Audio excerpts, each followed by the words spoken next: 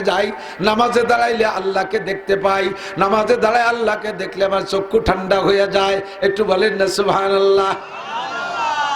ফাকামা আবু বকরিন, সঙ্গে সঙ্গে আবু বকর দাঁড়িয়ে গেলেন। ফাকালা সাদাকতা ইয়া রাসূলুল্লাহ। আবু বকরের নাম সিদ্দিক। আবু বকরের নাম সিদ্দিক। সিদ্দিকের থেকে আসছে, সিদ্দিক মানে সত্য। আবু বকর সিদ্দিক দাঁড়াইয়া নবী পাকের কথাকে সত্যায়িত করেন সব জায়গায়, এই জন্য তার উপাধি সিদ্দিক। ফাকালা সাদাকতা ইয়া রাসূলুল্লাহ।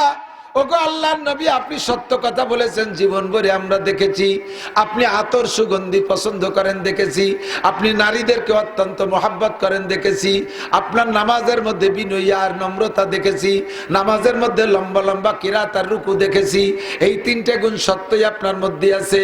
এবার আবু বকর কয় ওয়াহবিব, এ যুবক আমার দিকে খেয়াল রাখো, মনে রাখবা কিতাবে খুঁজে পাইতে তোমার জীবন শেষ হয়ে যাবে, আর কিতাব পড়াপড়ির দিনও শেষ হয়ে গেছে, প্রত্যেকের হাতে মোবাইল এসে গেছে, পড়ালেখার নেশা শেষ। কতক্ষণ না কেন মোবাইলের মধ্যে যেই নেশা, পড়ার মধ্যে সেই নেশা নাই, আর লেখাপড়ায় বাস হয়ে গেছে, আহিয়ালা বাস হয়ে গেছে লেখাপড়ায়, কাজেই ভরিলে মুনিশি হতে পারবা না। দুই এক কথা যদি কই একটু মনে রাখো, সারাটা জীবন লেখাপড়া করে এ পর্যন্ত প্লেটে করে গুছাই এনে সামনে দেই, 2 প্লেট নিয়ে যাবা, ধুয়ে মুছে খাতে পারবা। আবু বকর বলে হুব্বিবা ইলাইয়া মিনাদ দুনিয়া সালাস। ওগো আল্লাহর নবী, আমারও 3টে জিনিস ভালো লাগে। আবু বকরকে আমারও 3টে ভালো লাগে। বলো আবু বকর তোমার 3টে কি? 1 নম্বরে আন-নাজরু ইলা ওয়াজহিকা, আপনার নূরানি চেহারার দিকে 24 ঘন্টা চেয়ে থাকতে মনে চায়। আপনার চেহারার দিকে তাকায়া থাকবো, মাসের পর আমি সেহরি ইফতারি ছাড়া রোজা রাখতে পারি, আপনার চেহারার দিকে তাকাইলে আমার ক্ষুধা থাকে না, আমার পরেশানি থাকে না, আমার টেনশন থাকে না, আমার দুঃখ থাকে না, আমার কোনো চিন্তা থাকে না, শুধু ওই নুরানি চেহারার থেকে আমি বরকত নিতে থাকতে পারি। বছরের পর বছর আমি রোজা থাকবো না খাইয়া, আমি এটা পারি। আপনার চেহারার দিকে তাকাই থাকতে মনে চায়। ওয়া ইনফাকু মালি আলা আমরিকা, 2 নম্বরে আপনার হুকুমে, আপনার হুকুম হবে আবু বকর মাল দাও, আবু বকর মাল দাও। আপনি খালি বলবেন আমার জীবনে যা অর্জন করেছি সব আপনার হুকুমে খরচ করে দিতে পারি। কথা এসে যায়, বলা লাগে, কষ্ট হচ্ছে। তবুকের যুদ্ধ ইসলামের ভিতরে আল্লাহর নবীর জামানায় সবচাইতে ব্যয়বহুল যুদ্ধ ছিল তবুকের যুদ্ধ। বিশাল যুদ্ধ, সাহাবায়ে কিরামদেরকে নিয়ে নবী যুদ্ধে যাবেন, এর আগে মাল লাগবে। হুজুর সাহাবায়ে কিরামদের ভিতরে বললেন, তোমরা এই তবুকের যুদ্ধে কে কি চাঁদা দিবা? হযরত উসমান গনি সর্বপ্রথম দাঁড়াইছিলেন সেদিন, হুজুর কালেকশন করতেছে। হযরত উসমান গনি কয়, নামাজে আবু বকরের সাথে পারি না, রোজায় পারি না, নবীকে মোহাব্বত করেও পারি না, কোনো ইবাদতে আবু বকরের সাথে পারি না, তবে আজকে একটা খেলা হবে। আবু বকরের তো মাল নাই, বাংলাদেশে খেলা হবে, কলি আবার কথা চলে যায় অন্যদিক। আবু বকর উসমান বলে আজকে খেলা হবে। কয় আবু বকরের কি মাল আছে তা তো আমি জানি, ওমরের কি মাল আছে তা জানি, উন্ডা দুইজনকে আজকে ফেল করাবো।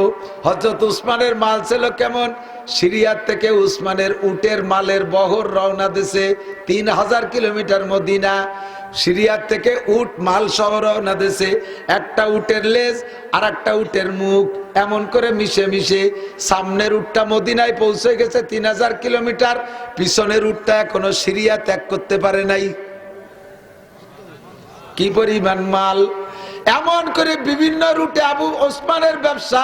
উসমান কয় তবুকের যুদ্ধে আজকে খেলা হবে, আবু বকর ওমর আজকে ফেল করাবো। উসমান কয় হুজুর, আমার যত সম্পদ সারা দেশে আছে সমস্ত মালের 3 ভাগের 1 ভাগ আমি একা তবুকের যুদ্ধে দিলাম। হযরত উসমান তবুকের যুদ্ধে যেই পরিমাণ মাল দিয়েছিলেন, একা উসমানের মালে তবুকের যুদ্ধের মতো 10টা যুদ্ধ পরিচালনা করার পরও মাল থেকে যাবে, এত মাল দেশে উসমান। তবে টোটাল সম্পদের 1/3, 3 ভাগের 1 ভাগ 33%। হযরত ওমর বলে হুজুর, তাহলে আমি কি দেব? বলবো না, আমি বাড়িতে আসি। হযরত ওমর বাড়ি যাইয়া 2টা লুঙ্গি বিছাইছে, পুরো বাড়ির সব মাল এক জায়গা কইরা, সমস্ত মালের অর্ধেক ভাগ কইরা, 2 লুঙ্গিতে 2 টুপলা বাঁধে 2 বাপ বেটা মাথায় কইরা এনে ঢেলি দিছে। ওমর তুমি কি আনছো? কয় হুজুর পুরো বাড়ির সম্পদের অর্ধেক নিয়ে আসছি। পার্সেন্ট হয়েছে 50%। কত? 50 আবু বকরকে হুজুর আমি বাড়িতে আসি। আবু বকর বাড়ি যাইয়া সংসারের সমস্ত মাল গুছাইয়া একটা লুঙ্গি বিছাইয়া শুধু প্রত্যেকের পরনের কাপড় টুক বাদে আর বাকি যা ছিল থালবাটি পরিষ্কার করার জন্য আমাদের গোপালগঞ্জে ভাষায় কয় যে সাইনা মাজনি, আমাকে ওইদিকে কয় 10 মাইল। এই মাজনি 10 মাইল পর্যন্ত সব দিয়ে টুকলার মধ্যে বাঁধে আবু বকরের এক বোঝা হয়েছে। এইটাই নে হুজুরের সামনে বস্তা খুলে দিয়েছে, দেখে সংসারে কিছু আনতে বাকি নেই। আবু বকর আনছে সংসারে সব, ওমর আনছে অর্ধেক, উসমান আনছে 3 ভাগের 1 ভাগ। তবে উসমানের 3 ভাগে যা হইছে সারা মদিনা গুছায় তা হবে না। দোস্ত এবার আপনার বিবেচনা দিয়ে বলেন, আবু বকর দেশে 100%, ওমর দেশে 50%, 50, উসমান দেশে 33%। যদিও উসমানের মাল সবচাইতে বেশি, তবে পার্সেন্টে জিতে গেছে কে? আবু বকর। কিছু বাড়ি তুই আসে নাই। হুজুর বলেন আবু বকরের নিজের যে পরনের কাপড়টা ছিল তাও তার মধ্যে, তাহলে উনি পরলেন কি? হাদিসে 2 রকম পাওয়া যায়, খেজুরের পাটি পরছেন অথবা সালার একটা শর্ট পরছে। সব মালাইনে নবী পাকের কাছে দিয়ে বলে কিসসা খালি কই বাজান, জীবন ভরে শোনেন, নিজের ভিতরে তৈরি করেন, এমন একটা স্বভাব তৈরি করতে হবে। নবী পাক বলে আবু বকর এদি সব নিয়ে আসো, বাড়ি কি রেখে আসছো? আবু বকর কয় सारे दुनिया देख भी सब रह गए मेरे लिए, सारे दुनिया देख भी सब रह गए मेरे लिए, एक खुदा मेरे लिए एक मुस्तफा मेरे लिए, एक खुदा मेरे लिए एक मुस्तफा मेरे लिए। সব দেওয়ার পর আমার সব রয়ে গেছে, আমার এক আল্লাহ আর আমার এক নবী থাকলে আমার সব আছে। আল্লাহ। ও দোস্ত, আবু বকর জুমার নামাজ পড়তে যায়, নবী পাক ঘর থেকে রেডি হয়েছেন। নবী জুমার নামাজের খুতবা দিতে যাওয়ার সময় জিব্রাইল বডিগার্ডের দায়িত্ব পালন করতেন।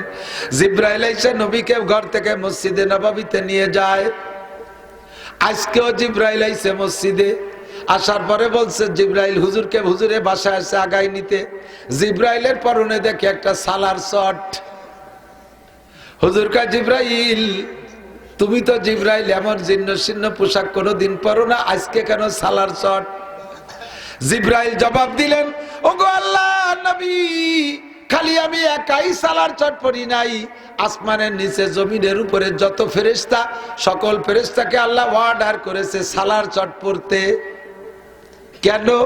কয় যান মসজিদে যেয়ে দেখেন আপনার আবু বকর সংসারের সব মাল তবুকের যুদ্ধে দিয়া পরনের কাপড়টা খুলে দিয়া সালার চট পরে মসজিদে আসে। আবু বকরের পোশাক দেখে আল্লাহ অর্ডার করেছে, ও ফেরেশতারা আজকে সবাই আবু বকরের স্মরণে সালার চট পরবা।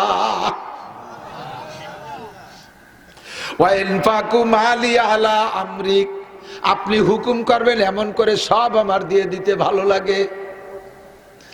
এক মহিলা দৌড়ে আসছে, ছোট্ট একটা বাচ্চা নিয়ে আসছে, একটা কন্যা সন্তান নিয়ে আসছে, ছোট্ট দুধের বাচ্চা। এসে কয় ইয়া রাসূলুল্লাহ, এটা নেন যুদ্ধের জন্য। হুজুর বললেন যুদ্ধে তোমার অতটুক মেয়েদের কি করব? ও যদি সাবালিকা হইতো, বড় হইতো, তাহলে ও তো আমাদের সাথে যাইয়া নার্সের কাজ করতে পারতো। উহুদের যুদ্ধে নবী পাক আহত হয়েছেন, আলী আহত হয়েছেন, নবী পাক আহত হয়েছেন। হযরত ফাতেমা রাদিয়াল্লাহু তাআলা আনহা এবং হযরত আয়েশা সিদ্দিকা দুইজনে নবী পাকের সেবা শুশ্রূষা করেছেন, নার্সের কাজ করেছেন। মেয়েটা বড় হইলে তো এ খেদমত করতে পারতো। আরে তোমার এত ছোট বাচ্চা নেব কেন? তোমার বাড়ি করে পুরুষ থাকলে পাঠিয়ে দাও। মহিলাকে দেখে দে বলে, ওগো আল্লাহর নবী, ওহুদের যুদ্ধে, বদরের যুদ্ধে আমার আব্বা, আমার ভাই, আমার স্বামীরা শহীদ হয়ে গেছে দুই যুদ্ধে। আমি মহিলা মানুষ, আমি কিভাবে যাব? নবজাতক বাচ্চা আমার পেট থেকে মাত্র ডেলিভারি হয়েছে কয়েকদিন আগে। আমি নিজেও দুর্বল, নইলে নার্সের কাজ করতে আমি যাইতাম। আমার দেওয়ার মতো কিছু নাই, যার মতো আমার পরিবারে কোনো পুরুষ নাই। আমার দেওয়ার মতো আমার একমাত্র কন্যা সন্তান, এইটারে নিয়ে যান।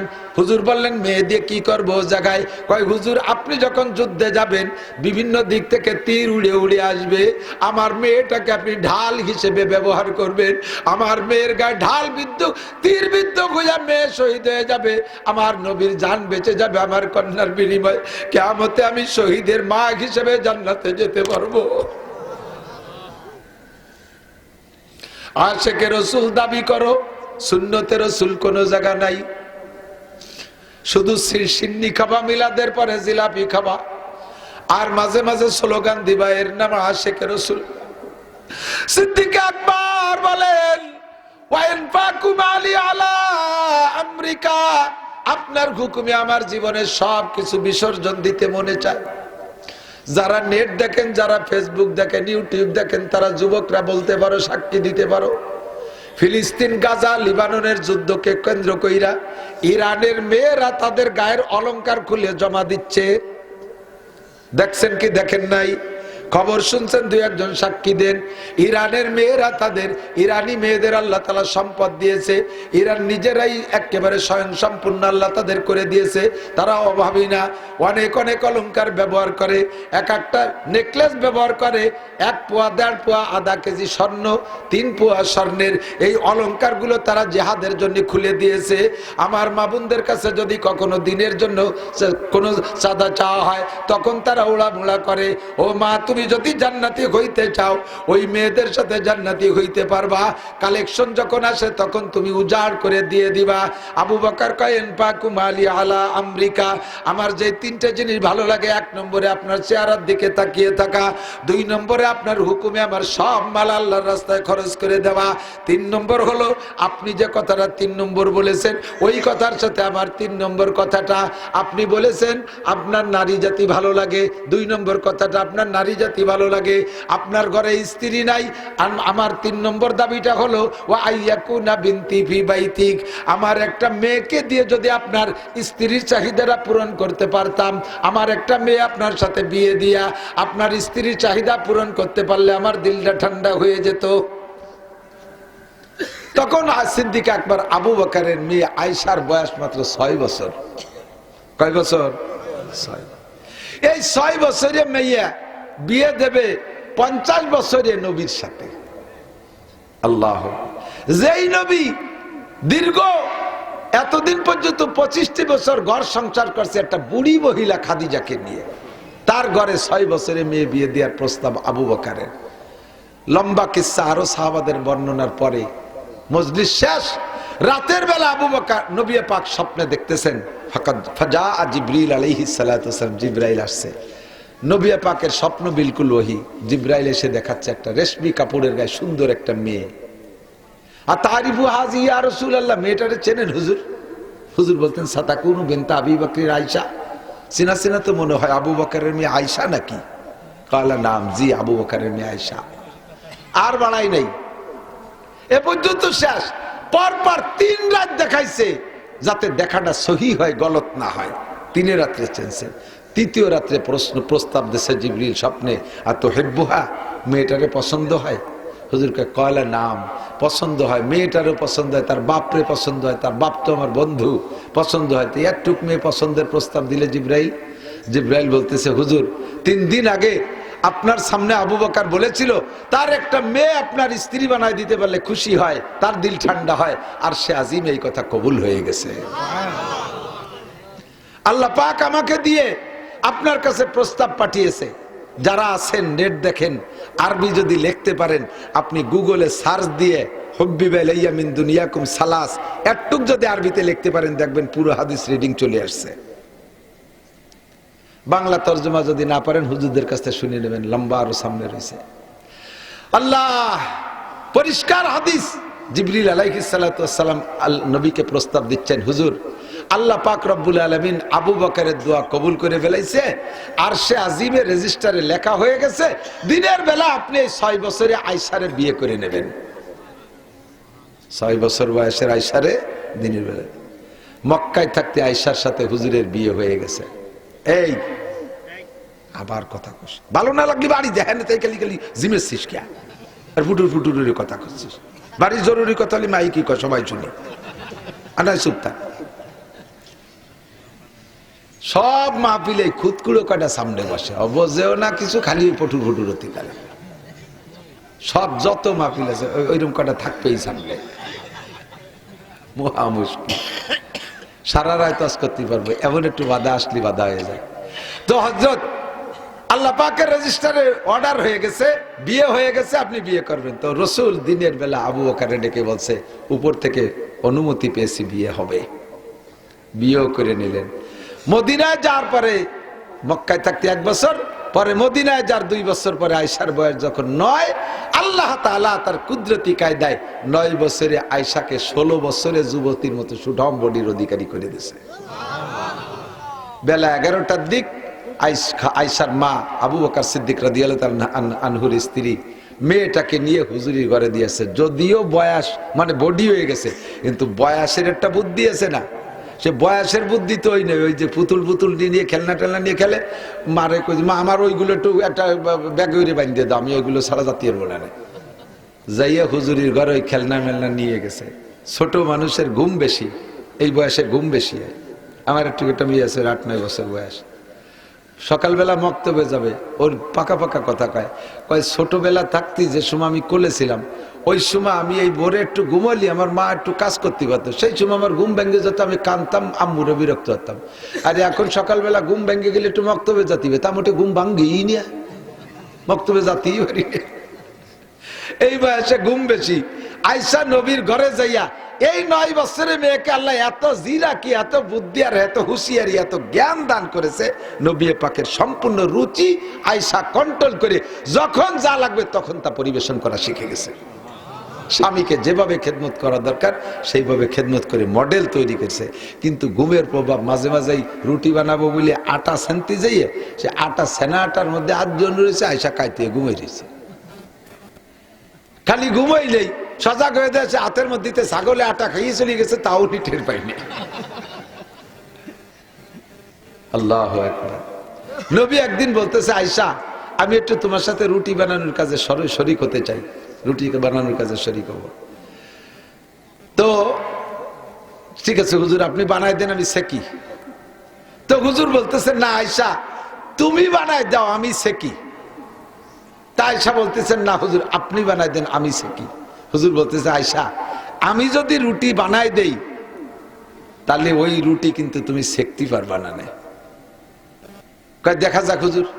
কি কয় এত তাও তাও আগুন, ধাও ধাও আগুন, এতে আমি সেকতে পারবো না। হুজুর একটা রুটি বানাই দিছে, হাতে করে ডলে একটা রুটি বানাই দিছে, ঘন্টার পর ঘন্টা জাল দিয়ে যাচ্ছে, সে রুটির কোনো গরমই হয় না, রুটির চেহারাই পাল্টে না। পরে বলতেছে হুজুর ঘটনা কি? আয়েশা এই আটা আমার সাথে ছোঁয়া লাগছে, মুহাম্মদুর রাসূলুল্লাহর হাতের সাথে যার ছোঁয়া লাগে সেটা আগুনে তাকে কোনোদিনও স্পর্শ করে না।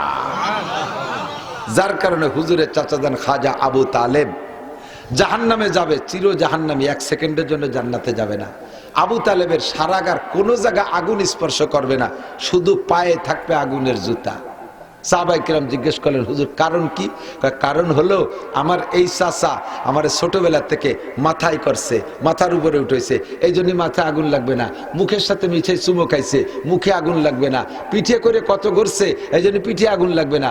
বুকে জড়ায় ধরছে, এই জন্য হাত বুকে লাগবে না।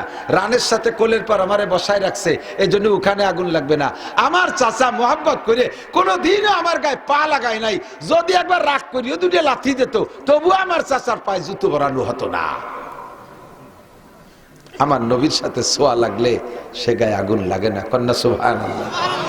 ওই সময় নবীর সামনে বৈশা আবু বকর এরকম চেহারার দিক তাকায় ঘন্টার পর ঘন্টা থাকতে পারে, তাহলে নবী পাকের ডাকে ময়দানে যে গলা কাটাই দেওয়া অনেক সহজ না? সে সময় ডাক দেবে আর চলে যাব, যুদ্ধ করব। আবু বকরে হজে যারা গেছেন তারা বলতে পারবেন, হয়তোবা নাও বলতে পারেন। সাধারণ পাবলিক হজে যে এগুলো খোঁজে না।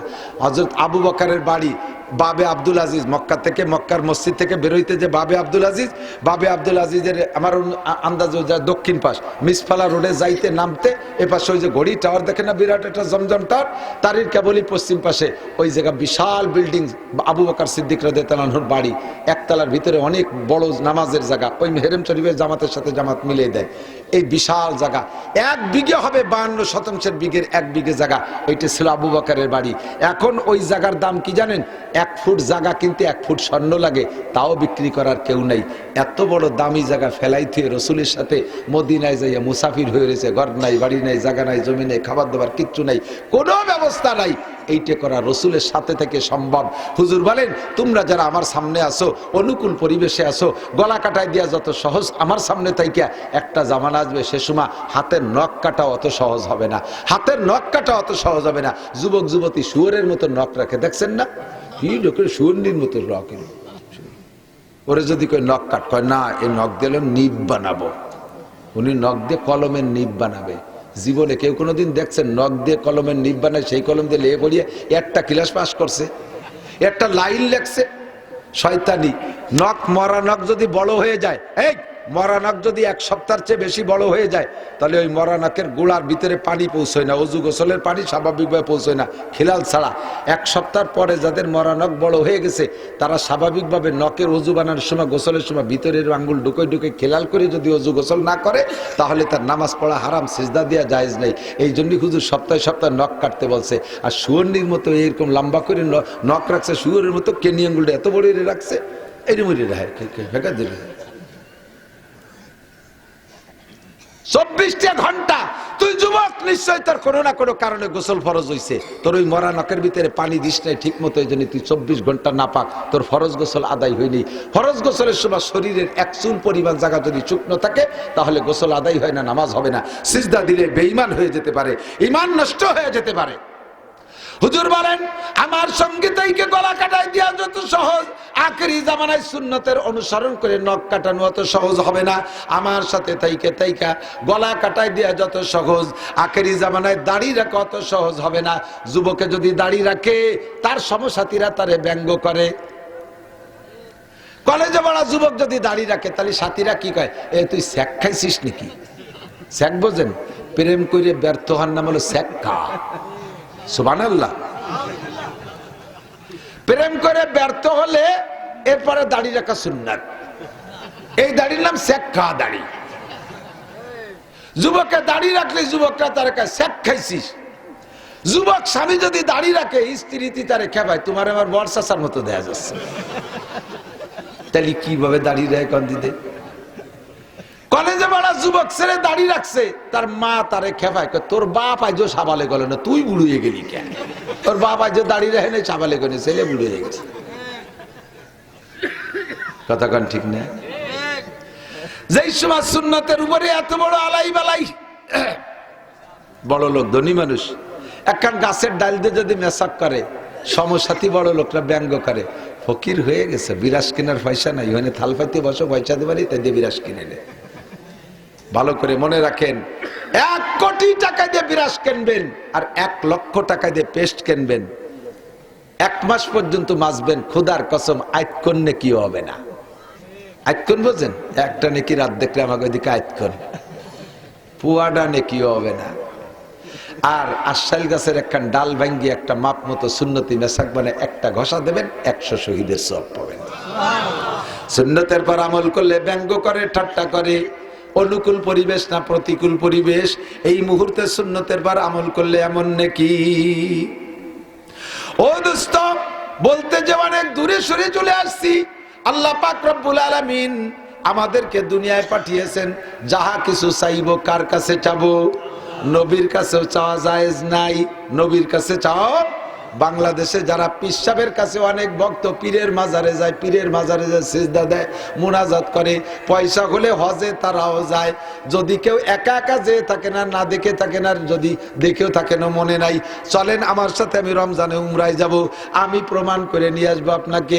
বাঙালি হাজিরা যাইয়া ওই জায়গা রসুলের রওজায় যাইয়া রসুলের রওজার দিক ফিরে হাত তুলে মোনাজাত করে। সঙ্গে সঙ্গে সৌদি আরবের পুলিশরা ওই জায়গা দাঁড়াইয়া বাহুটা ধরে ফিরে দেয়, আর মুখে বলে ইয়া হাজা হাজা শেরেক, ইয়া হাজা হাজা শেরেক, ও হাজি সাহেব রসুলের রওজার দিকে ফিরে হাত তুলে মোনাজাত করা শিরিক। ইস্তাকবিলাল কিবলা, কাবার দিকে ফেরো। ওয়াইজা সালতুম ফাসআলুল্লাহ, কিছু চাইতে হলে আল্লাহর কাছে চাও। লিমা তাসআলুইন্দা মুহাম্মদ, মুহাম্মাদের কাছে কেন চাও? লা শাইয়া ফিয়াদিহি, মুহাম্মাদের হাতে কিছুই নাই। কুল্লু শাইইন ফিয়াদিল্লাহ, সবকিছু আল্লাহর হাতে, কাজে চাইতে হলে আল্লাহর কাছে। জোরে বলেন কার কাছে? আরে প্রেসিডেন্টের কাছে চাইয়ে লাভ নাই, প্রধানমন্ত্রীর কাছে চাইয়ে লাভ নাই, নেতাদের কাছে বহুত চাইছি, নেতারা কিছুই দেয় না, বরঞ্চ সরকারি মাল পাইলে খাইয়ে দেয়া নিজেরা গোল হয়ে যায়। বাংলাদেশের সব শোকালাগে কাছে থেকে কারি কুড়িয়ে নিয়ে বিল্ডিং বানাইছে কানাডা। কোন দেশে? কানাডা। আমাকে এই শোকালাগের কাছ থেকে লুটে ফুটে নিয়ে কানাডা বিল্ডিং বানাইছে। আমরা কিছু পাই না, চোখে দেখি না। মরিচের দাম 500 টাকা, আলুর দাম 80 টাকা, পেঁয়াজের দাম 150 টাকা, জিরায় হাত দেয় কদুর দাম 200 টাকা, যাতে হাত দেয় তাতেই দাম। তেলের দাম বাড়তেই আছে, চিনির দাম বাড়তেই আছে। আমরা না খেয়ে মরি, এই দেশের টাকাটা নিয়ে যায় কানাডা। যারা কানাডা নিয়ে যায় তারা আমাকে কিচ্ছুই দেবে না, তাদের চোখে কোনোদিন আমরা পড়বো না। কথা কন ঠিক কি ঠিক না? যিনি দেখবেন সামিউম বাসীর, আমার আল্লাহ শোনেও দেখে। আল্লাহ পাক রব্বুল আলামিন বলেন ওয়াইজা সাআলাকা ইবাদি, ওগো নবী তোমার আমার বান্দারা যখন তোমার কাছে আমার সম্পর্কে জিজ্ঞাসা করে আল্লাহ কত দূর, সারা দুনিয়া থেকে দোয়া করি, আল্লাহ কি আমাদের দোয়া শোনে না? আল্লাহ কি অনেক দূরে বিদায় আমাদের আওয়াজ আল্লাহর কাছে পৌঁছে না? ভালো একটা মাইকে ডাকে কলি কি আল্লাহ শুনবে? আল্লাহ পাক বলেন ওয়াইজা সাআলাকা ইবাদি আন্নি, আমি কত দূরে, এই বিষয় যদি তোমার কাছে আমার বান্দারা জিজ্ঞাসা করে তাহলে তাদেরকে বলে দাও ফা ইন্নী কারীব, আমি আল্লাহ দূরে না, আমি আল্লাহ অতি নিকটে। কত নিকটে? সূরা আকের মধ্যে বলেন আল্লাহ কাবা নাহনু আকরাবু মিন হাবলিল ওয়ারিদ, আমি তোমার শাহরগের চাইতে নিকটে। জোরে কন্না সুবহানাল্লাহ। কাজে উদুনি আস্তাজিব লাকুম, আমার কাছে বলো আমি শুনি। গুনগুন করে বলো, ফিসফিস করে বলো, রাতের অন্ধকারে বলো, পাহাড়ের গুহায় গিয়ে বলো, লেপের তলে শুয়ে শুয়ে বলো, কম্বল মুড়ি দিয়ে বলো, বাগানের মধ্যে দাঁড়ায় বলো, যে জায়গা থেকে যেভাবেই বলো, আমি আল্লাহরে বলতে জোরে মাইক লাগবে না। নবী পাক একবার বলছেন নারায়ে তাকবীর, সাহাবায়ে কিরাম জোরে বলে উঠছে আল্লাহু আকবার। হুজুর বললেন ইরবাউ আলা আনফুসিকুম, অত জোরে আল্লাহু আকবার কওকা, অত জোরে বললে নিজের হার্টে কষ্ট হয়, মাথার উপরে প্রেসার পড়ে। তুমি যাকে আল্লাহু আকবার বলে বলতেছো সে বয়রা না, সে বয়রা না, সে শোনে না তা না, আস্তে বললেও শোনে, জোরে বললেও শোনে। কথা বলেন ঠিক কি ঠিক না? তবে মুনাজাত জোরে বলার চাইতে আস্তে বলাই ভাষাগত দিক দিয়েই দাবি করে। আরবিতে কয় মুনাজাত, মুনাজাত হলো আরবি শব্দ, দোয়া বা মুনাজাত। দোয়া মানে ডাকা, আর মুনাজাত মানে আরবিতে মুনাজাতের শব্দের অর্থই হলো কানে কানে কথা বলা। বুঝতে পারিনি? মুনাজাত মানে কি? কানে কানে কথা বলা। তো কানে কানে কথা কি মাইকি কয় নাকি? মজলিসের ভিতরে জোরে জোরে কচ্ছে, একটা কথা গোপনে কইতে হুজুরের দিকে ফিসফিস করে একটু কয়, এর নাম কানে কানে কথা। আর আমাকে মুনাজাত মাইকে জাবর ছেড়ে না করলে হবে না, তাই কি মুনাজাত তাই নাকি? আর আপনার কি প্রয়োজন এটা তো আমি জানি না। আপনারা এখানে যত মানুষ আসছেন তত প্রকারের প্রয়োজন, আর আমি মুনাজাত করব, আমার মুনাজাত তো আমার প্রয়োজনগুলোর দিকে আমার খেয়াল পড়বে, ঠিক না? তা আমি আমার গুলি বলে বলে এই জায়গা মুনাজাত করব, আপনারা আল্লাহুম্মা আমিন কইয়া আমার জন্য আমারটা কবুল করেন। আপনি তো খালি এতে বাড়ি গেলেন। দুটি একটা মিললে মিলতে পারে, সব মিলবে না। আর সব কথা হুজুরে যে বলানোও যায় না।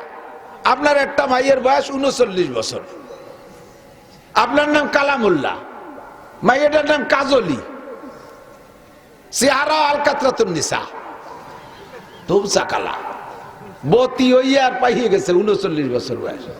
এই মাইয়েটার বিয়ে হয় না, বুড়ো এখন মরে মরে বাপ, কত চিন্তে কন্ত, মাথায় ঠাঠা ভরতেছে না? কারণ আমি বড় হুজুর, আজকে আমার করে হুজুর এই মজলিসের মধ্যে আমার মায়ের বিয়ে সম্পর্কে একটু দোয়া করেন। আমি কইল আল্লাহ কালামুল্লাহর মাইয়ে কাজলি আলকাতরার মতো কালা, বয়স 39 বছর, তারে তুমি কাল সকালে বিয়ের ব্যবস্থা করে দিও। সবাই আমিন কইলেন। কাল সকালে কাজলি বাড়িতে ঘরেতে বাইরেতে পারবে। তুই সেই কাজলি? কালামুল্লাহর কাকা আপনার মাইয়ে? কাকা রাস্তায় হাঁটতে পারবে না। আর পরের মেয়ের জন্য আমি অত মোহাব্বতের সাথে দোয়াও করব না। আমার মেয়ের বিয়ে বাকি থাকলে আমি যেভাবে বলবো, আপনার মেয়ের জন্য তো আমার ওই মায়া না। মসজিদে নামাজের পর ইমাম সাহেব কেন মোনাজাত করে না, এই নিয়ে একদল আদা জল খাইয়ে নামে। মোনাজাত করতেই হবে। যদি বিনা মোনাজাত বাদ দাও হুজুর, তাহলে তোমার চাকরি খেয়ে দেবো। এইগুলো সভাপতি, সেক্রেটারি, কমিটির লিডাররা রেডি হয়ে যে ওত পাইতে রয়েছে, খালি একটা দিন মোনাজাত মিস করলি সেই দিন দেবো চাকরি ছুটে। হুজুর কয় মোনাজাত যদি করতে হয় তাহলে করার মতোই করবো। হুজুর এবার আরবিতে মোনাজাত করে, সবাই তো আল্লাহুম্মা আমিন কয়। হুজুর আরবিতে মোনাজাত করে আল্লাহুম্মা খুজ আদাই, সবাইকে আল্লাহুম্মা আমিন। আল্লাহুম্মা জালজিল আকদামাহুম, আল্লাহুম্মা শাত্তিত শামলাহুম, আল্লাহুম্মা মাসজিদ জামাহুম, আল্লাহুম্মা সাফিদ উজুহাহুম, আল্লাহুম্মা ফুল্লা হাদ্দাহুম, আল্লাহুম্মা দাম্মির দিয়ারাহুম, আল্লাহুম্মা খর্রিব বুনিয়ারাহুম, আল্লাহুম্মা খালিব বাইনা কালিমাতিহিম, আল্লাহুম্মা খুজু মাখজা আজিজি মুক্তাদির। এই কয়েকে দোয়া দিছে, আর সেই কয়জন আল্লাহুম্মা আমিন করছে। কি কইছে জানেন ইমাম সাহেব? আল্লাহ যে কয়টা আমার পিছনে লাগছে তুমি সেই কয়টার পিছনে লাগো, আর সেই কয়টাই কয় আল্লাহুম্মা আমিন। ঠিক আছে আল্লাহ লাগো। আল্লাহ যে কয়টা আমার চাকরি ছুটানোর জন্য এই যে বইছে আছে, ওই কয়টার মুখ কালা করে দাও। আরবিতে কয়, ওরা কয় আল্লাহুম্মা আমিন। ঠিক আছে আল্লাহ দাও। আল্লাহ এই কয়টার মধ্যে মতানৈক্য সৃষ্টি করে দাও, গ্যাঞ্জাম বাধাই দাও। ওরা কয় আল্লাহুম্মা আমিন, দাও গ্যাঞ্জাম। মোনা যাচ্ছে জ্যোতি দাতি সভাপতি সেক্রেটারি মসজিদে দাঁত ফেলাই দিয়েছে, ওই মসজিদের মধ্যে দোয়া কবুল হয়ে গেছে। হুজুর রে যে দোয়া হবেন চেনেন হুজুর রে? ওই পাইকারি দোয়ার দরকার নেই, দোয়া হবে যার যার। কথা কন, দোয়া হবে যার যার, গোপনে নির্জনে। উদু রাব্বাকুম তাদাররুআন ওয়া খুফিয়া, তোর ডাকো ডাকো তোমার রবকে কেঁদে কেঁদে গোপনে। কোরআন শরীফের আয়াত, উদু রাব্বাকুম তাদাররুআন ওয়া খুফিয়া, ডাকো তোমার রবকে কেঁদে কেঁদে গোপনে। সব মানুষ যখন ঘুমিয়ে আছে, আল্লাহর নবী বলেন রাজুলুন যাকারাল্লাহ খালিয়ান ফাফাজাত আইনা, সমস্ত মানুষ ঘুমিয়ে আছে, একা একা শেষ রাত্রে উঠা আল্লাহকে বুঝোই বলবেন আল্লাহ দেখো এখন কেউ আসে নাই। আল্লাহ দিনের বেলা হলে বহুত মানুষের ভিড় হয়ে যায়, এখন সবাই ঘুমাই রইছে, তুমি আর আমি দুইজন মাত্র সজাগ। নির্জনে গোপনে তুমি আমারে মাফ কইরা দাও, আমার চাহিদাগুলো পূরণ করে দাও। আল্লাহ আসমানে এসে আখেরি আসমানে ডাকতে থাকে, আল্লাহ মুস্তাগফিরিন ফাগফির আলাহ, কে আছিস গুনাহগার আয় মাফ করে দেব। আল্লাহ মুস্তারজিকিন ফারজুকা, এ যুবক সমন্বয় মিছিল করে তুমি চাকরি বাকরি পাইছো, ওই 2-3 জনে পদ পাইছে, তোরা তো ছাগলের 3 নম্বর বাসার মতো লাফাই ফেলায় বাড়ি চলে আইছিস, তোকে তো চাকরি বাকরি হয় নেই, তোকে রুজির দরকার, আমার কাছে আয়। ওই ডাকা যে ভালাই হবে না, হাসিনেরে খেদাইছো তবুও চাকরি পাও নাই, ডাক্তার ইউনুস আইসে তো তোমাকে চাকরি দেই নাই, ও কেউ দেবে না। চাকরি পাইতে হলে আল্লাহ মুস্তারজিকিন আমার কাছে আয়, আমি তোরে চাকরির ব্যবস্থা করে দেব, আমি তোর রুজির ব্যবস্থা করে দেব, দুনিয়ার কেউ দিতে পারবে না। কথা কন না কেন? ঠিক কি ঠিক না? যত মানুষের জায়গায় সমন্বয় যে লাফাইছে, সবার কি চাকরি হয়েছে? কয়জনের হয়েছে? খুব একটা হয়নি, কেরই হয়নি। কয় যে আমরা কইতে দেবো চাকরি, সরকার আসুক, নির্বাচিত সরকার, তারা জাগে যায় দিবে না। এই কয়ে বুঝতে থুয়ে দিছে। আল্লাহকে আমিও বুঝ দেই না, আমি হলো নগদে দিয়ে দেই। তোরে একটা চাকরি দিলি খুশি হবি, তার চাইতে তোর আন্ডারে 100 লোকের চাকরি করাবো, তোরে মালিক বানাই দেবো। পারে কে? পারে কে? আল্লাহর কাছে চাইবা, গোপনে গোপনে কেঁদে কেঁদে চাইবা।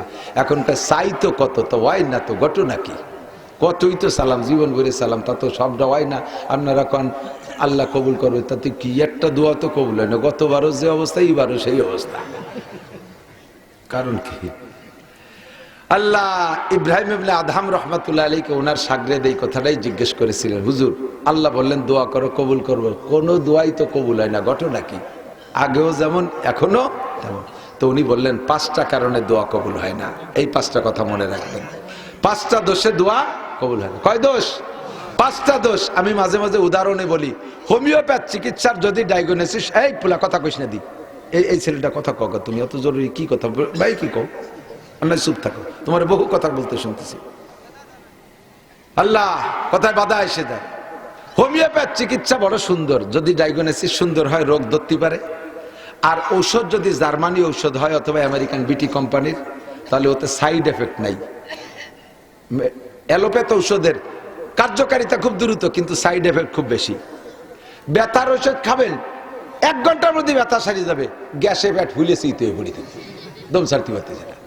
তাহলে সারলো একটা, বানায় আর 3-5টা। প্রত্যেকটা ঔষধের গায়ে লেখা থাকবেন যে এই ঔষধে এই উপকার, তবে এইটা এইটা এইটা এইটা এইটা এইটা জায়গা ক্ষতি হয়ে যাবে, লাস্টে যে ক্যান্সার হয়ে যাবে। হোমিওপ্যাথ আবার এই গুণ আছে, সাইড এফেক্ট নাই, সাইড এফেক্ট নেই, উপকার হয়। কিন্তু ওর চরম একটা দুর্বলতা, সেটা হলো হোমিও ঔষধ খাইয়ে, পেঁয়াজ খাইলে, রসুন খাইলে, মাটির নিচের তরকারি খাইলে, গরুর গোশ, হাঁসের গোশ, হাঁসের ডিম, ইলিশ মাছ, চিংড়ি মাছ, এইগুলো খাইলে, এই কি বলে তেঁতুল খাইলে, টক খাইলে হোমিওপ্যাথের ক্রিয়া শেষ হয়ে যায়, আর কাজ করে না। তো ইব্রাহিম ইবনে আদম বলেন, দোয়া করলে আল্লাহ কবুল করবে, কথা ঠিক, কিন্তু দোয়া করে যদি তোমার ভিতরে 5 খান তেঁতুল খাত হয়, তাহলে দোয়া কবুল হবে না। 1 নম্বর তেঁতুল, দোয়া করো ঠিক, আল্লাহ ওয়াদা করছে কবুল করবে, কিন্তু কবুল না হওয়ার 1 নম্বর কারণ, तुम अल्लाह को मानते हो लेकिन उसका हक अदा नहीं करते हो। दुआ करो কোন সময় বিপদে জানলে পড়ো সেই সময়, বাকি 24 ঘন্টা না নামাজ হয়, না রোজা, না জাকাত, না হজ, তো फिर खुशी किस बात, क्या कोई जड़ है ना जज। নামাজ নাই, রোজা নাই, হজ নাই, জাকাত নাই, ফরজ নাই, ওয়াজিব নাই, পাগড়ি নাই, টুপি নাই, দাড়ি নাই, জুব্ব নাই, সুন্নত নাই, মুস্তাহাব নাই, পর্দা নাই, পুশিদা নাই, হালাল হারাম বাসাকুটা নাই, পাইকারি দরে ব্যারাক, অ্যাডামস, কারিতাস, বিআরডিবি, স্বনির্ভর, জাগরণী চক্র, আশা, প্রশিকা, গ্রামীণ ব্যাংক, পাবলিক সুদ, সরকারি সুদ, ব্যাংকিং সুদ, সুদে সুদে পেট বস্তা ভরিয়ে ফেলাই দিছো। আর যখন ক্যান্সার হয়েছে সেই সময় ব্যাগটাই পড়ছো, আল্লাহ কাছে দাঁত ফেলাই দেবেন থাপড়াইয়ে।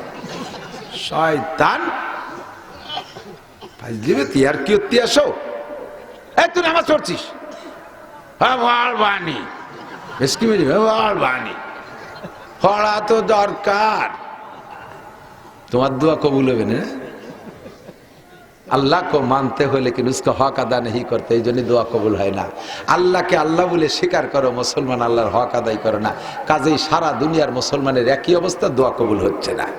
1 খান তেঁতুল, খুব কষ্ট হচ্ছে, বেশি আর পারতেছি না। 2 নম্বর তেঁতুল হলো এদিক, तुम कुरान पढ़ते हो लेकिन उस पर अमल नहीं करते हो।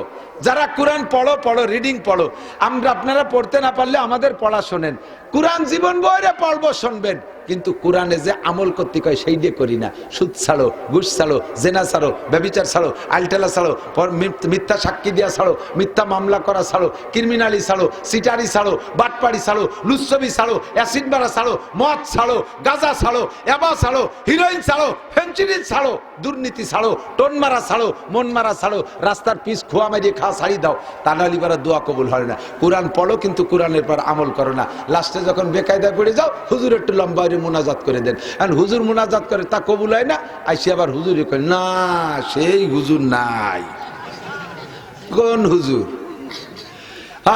আগের হুজুররা কাঁসার বদনায় ফুদে তো তলা খুলিয়ে বার হয়ে যেত, এখন হুজুর অভিলাষ্টিকির বদনা অভিলাষ্টিকির।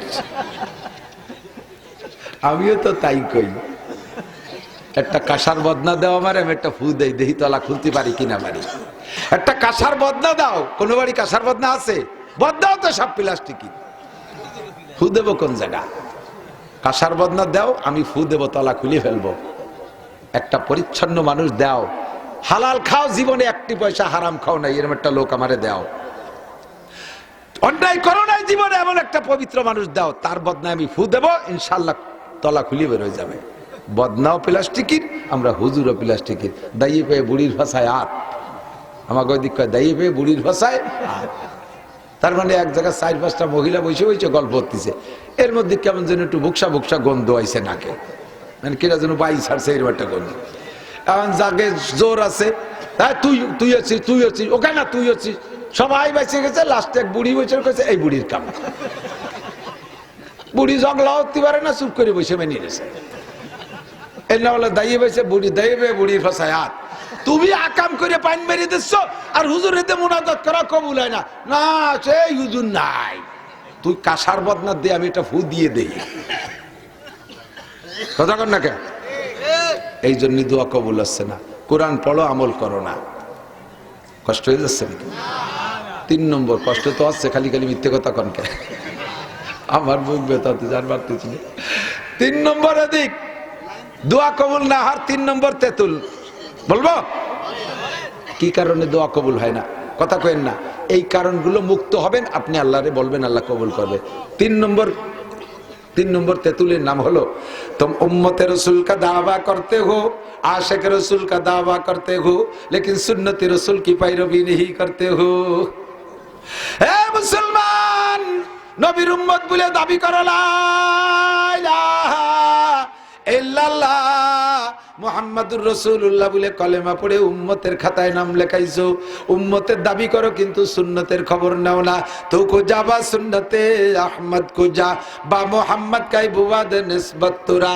আরে কলব মে সুজ नहीं रूह में एहसास नहीं कुछ भी पैगाम मोहम्मद का तुझे पास नहीं। মুখে দাড়ির মধ্যে সুন্নত নাই, মোছের মধ্যে সুন্নত নাই, টুপির সুন্নত নাই, চুলের মধ্যে সুন্নত নাই, পাগড়ির মধ্যে সুন্নত নাই, জামার মধ্যে সুন্নত নাই, মেসাকের মধ্যে সুন্নত নাই, ডেলাকুলুকের সুন্নত নাই, খানার মধ্যে সুন্নত নাই, সংসারে কোনো জায়গা সুন্নত নাই। নামাজের সুন্নত ছাইড়া দিছো, সংসারের সুন্নত ছাইড়া দিছো, ব্যবসা বাণিজ্যের সুন্নত ছাইড়া দিছো। যখন তুমি বিপদে পড়ো আল্লাহর কাছে মুনাজাত করো, আল্লাহ কয় আমার নবীর উম্মত দাবি করে একটা সুন্নত তোর মধ্যে নাই, কাজেই তোর দোয়া কবুল করা হবে না। 4 নম্বর তেতুল মনে রাখবা, तुम शैतान को लानत करते हो लेकिन खुद शैतानी काम करते हो। शैतान रे गाली दाओ, शैतान रे हिंदू बुद्ध ख्रिस्टान रे शैतान रे गाली दे আকাম একটা করিয়েই ধরা বলি শয়তান এই কাজ করাইছে। শয়তান কয় কি জানেন, क्या हंसी आते है मुझे हजरत इंसान पर, फेले बदू खुद करे लानत करे शैतान पर। মানুষের উপর আবার যা হাস আসে, আকাম নিজে হইরে ধরা বললি আমার দোষ দেয়। মদ খাইয়া ধরা পড়ছে, শয়তানে খাইছে, শয়তানে কে শয়তান তুই আমার দেখছি, আমি তোর মদ কিনে দিছি, তুই নিজে যায় কিনে আনবি। জিনা করে ধরা পড়ছে, এই কে কাম করলি, কয় শয়তানে করাইছে। শয়তান কয় তুই দি কয় মাস ধরে ফোন করে লাইন করে যোগাযোগ করলি, আমি কোনো সময় তোর মোবাইলটা আডুয়ে দিছি। শয়তানের উপরে যারা দোষ চাপায় দেয় তারা নিজেকে দোষী মনে করে না, আর নিজেকে দোষী না মনে করলে তওবা করে না, আর তওবা না করলে দোয়া কবুল হয় না। কথা কি বোঝা গেছে? 4 নম্বর তেতুল, শয়তানরে গালি দাও, নিজে শয়তানি কাম করো, এই জন্য দোয়া কবুল হয় না। 5 নম্বর তেতুল হলো तुम अपने आइब की तरफ नजर नहीं करते हो, दूसरे के आइब ढूंढते हो। নিজের একটা দোষের দিক তাকাও না, আর একজনের দোষ খুঁজে বেড়া। বসলি ওর আল্লাহ চেয়ারম্যান এটা আবাল, মেম্বার একটা দামড়া,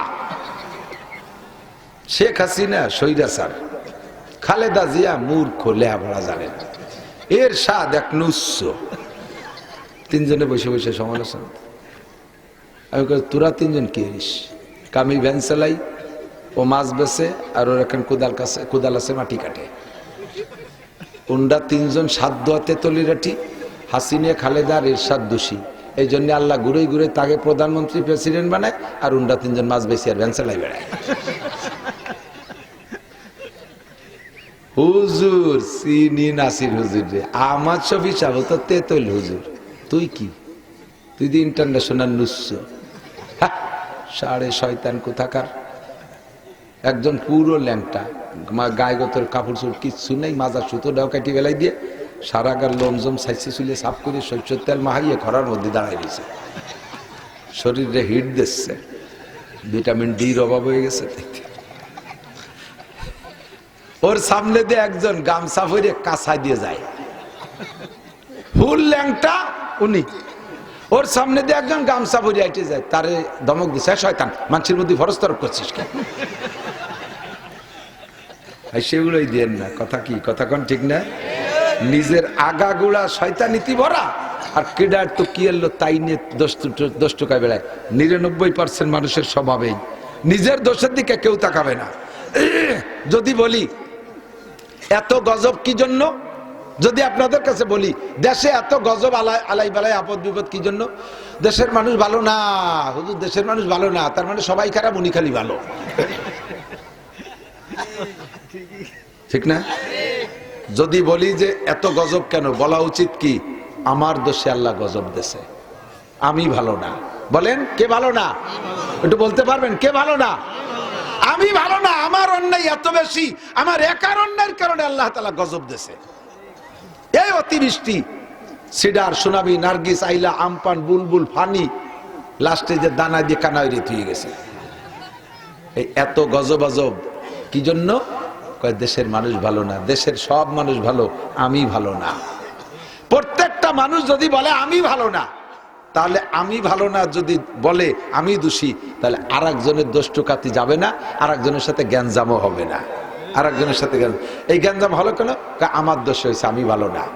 তাহলে গ্যাঞ্জাম মিটে গেল, আর কোনো সমস্যা নেই। সারাটা দেশের মানুষের একই স্বভাব, অন্যের দোষ ত্রুটি তালাশ করে বেড়ায়, নিজের কোনো দোষের দিকে তাকায় না। আল্লাহ কয় এই জন্য তোমার দোয়া কবুল হয় না। তুমি এই 5টা দোষ মুক্ত হয়ে আসো, তাহলে তুমি যা বলবা সাথে সাথে নগদে পেয়ে যাবা। আল্লাহ তাআলা আমাদের এই 5টা দোষ থেকে খাস তওবা করার তৌফিক দান করে বলেন আমিন। অন্তর থেকে একটু তওবা করি, আস্তাগফিরুল্লাহ, আস্তাগফিরুল্লাহ, আস্তাগফিরুল্লাহ রাব্বি মিন কুল্লি।